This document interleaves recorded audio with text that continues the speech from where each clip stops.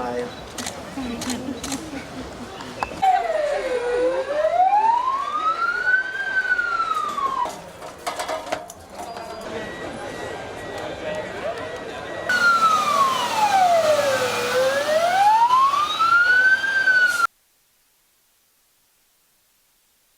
I did request them for support of Kisii County in the area of disaster management and in particular in fire management.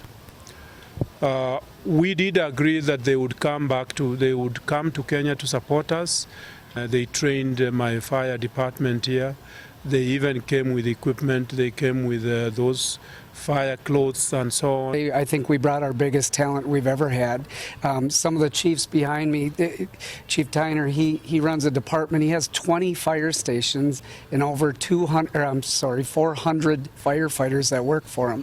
That's the kind of talent we brought with to teach your people here. You ask for help, we want to give it. We want to continue to donate. We are excited when you asked for a shipping container full of donations. I was part of the team that filled that donation and container, and we had to push to shut it. It was exciting, and all of that's coming here to Namira and Kisii. I love that you teamed up with Namira.